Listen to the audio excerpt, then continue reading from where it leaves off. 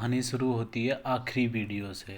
जैसा मैंने last video में दिखाया था कि हम तमिल में घूम रहे थे और तमिल का जो डे लाइफ थी उसको एक्सप्लोर कर रहे थे। देन टहलते टहलते हम आगे बढ़े और जो हम मैंने लास्ट वीडियो में लास्ट में दिखाया था दरबार स्क्वायर, तो उसी के आसपास से बहुत सारे टेम्पल्स हैं। मतलब पूरा ये हनुमान डोका एरिया टेम्पल्स से ही कवर्ड है। इतने सारे टेम्पल्स हैं यहाँ पे चारों तरफ के आई थिंक काउंट किए जाएं तो 100 या 50 के अप्रॉक्स होंगे। मुझे एग्जैक्ट नहीं पता, लेकिन हाँ समथिंग इतने ही हो सकते हैं।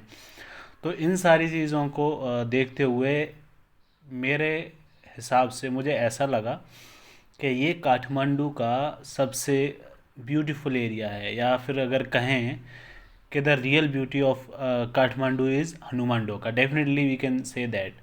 बट 2016 के भूकंप से ये सारे के सारे टेम्पल्स इस कदर डिस्ट्रॉय हुए हैं कि स्थिति आप देख सकते हैं पीछे क्या स्थिति है। तो पूरे तरीके से डिस्ट्रॉय हो चुके हैं ये टेम्पल्स और बन रहे हैं दोबारा से। और ये कुछ टेम्पल्स कम, ये जगह से ये क्रैक हो गया है जिनको सपोर्ट वगैरह लगा के रोक रखा है अभी, लेकिन ये भी बिल्कुल खंडर बन, मतलब खंडर क्या, एक तरीके से पूरे तरीके से चटक गए हैं जो कभी भी गिर सकते हैं कभी भी। और ये जो पीछे टेम्पल्स हैं ये रेडी मतलब बन रहे हैं दोबारा से। तो धीरे धीरे सारी चीज़ें लाइफ पहले की तरह रिटर्न हो रही है, क्योंकि पहले भूकंप की वजह से बहुत सारा नुकसान हुआ जिसको वहाँ के लोगों ने झेला।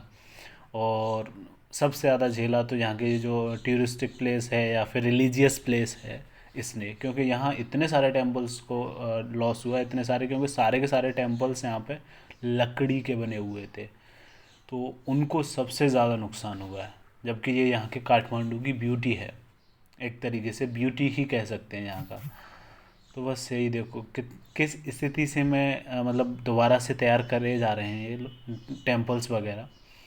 और गर्मी थोड़ी सी है क्योंकि टेम्परेचर थोड़ा सा बढ़ गया था और ऊपर से हम घूम रहे हैं। और ये मेरे पीछे जो टेम्पल्स है इसमें छोटी छोटी बारीक बारीक लकड़ियों की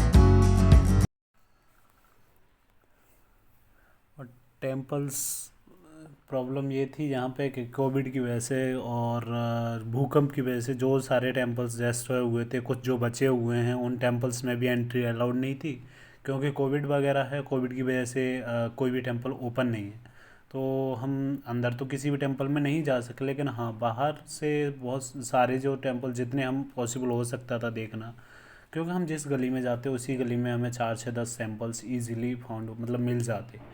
हम किधर भी घूमे उधर ही टेम्पल्स, और कम से कम 3 to 4 स्टेयर या मंजिल के जो टेम्पल्स थे वो मिलते थे।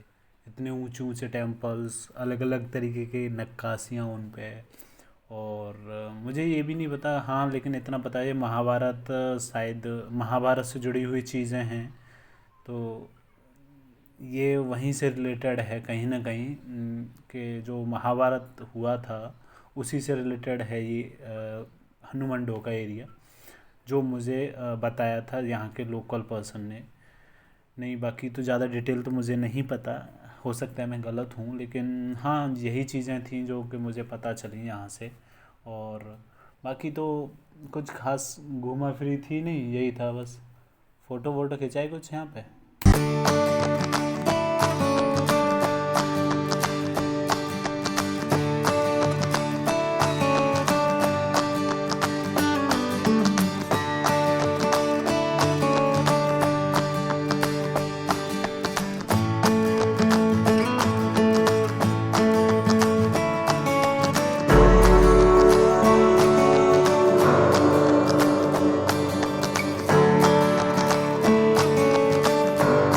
टेम्पल्स देखने के बाद अब हमने सोचा, क्योंकि हम समथिंग 4 घंटे हो गए थे, 3-4 घंटे हमको घूमते हुए मार्केट थमेल में और हनुमान डोका के जो टेम्पल्स स्क्वायर वगैरह उन सारे को घूमते हुए।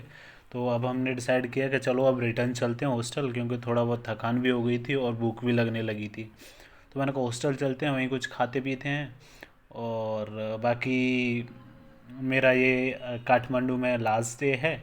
कल मैं काठमांडू से निकलूँगा। तो देखो, मैं हॉस्टल पहुँच के अगर शाम को मुझे टाइम मिला तो मैं एक हॉस्टल का क्विक टूर दे दूँगा, जो वहाँ का टेरेस वगैरह है और भी बहुत सारी चीज़ें, तो उसका एक छोटा सा टूर ट्राई करूँगा देने का। और बाकी कल मैं निकलने का प्लान बना रहा हूँ इंडिया। यहाँ से मैं इंडिया निकलूँगा एंड देन इंडिया से आगे कहाँ जाता हूँ वो मैं कल अपडेट करूँगा। नेक्स्ट वीडियो में अपडेट होगा। अभी प्लान बस यही है कि अभी हॉस्टल पहुँचना है और हॉस्टल पहुँच के नेक्स्ट डे की जो भी प्लानिंग्स हैं वो रेडी करनी है। और हो सका टाइम मिला तो मैं एक हॉस्टल का क्विक टूर दूंगा। और बाकी बस इतना ही था। और कल हिचैकिंग करने का ट्राई करेंगे अगर हो सका तो कल हिचैकिंग वाली चीज़ें ट्राई कर सकते हैं। तो बाकी स्टे ट्यून्ड बने रहिए साथ में और ऐसे ही सपोर्ट करते रहिए।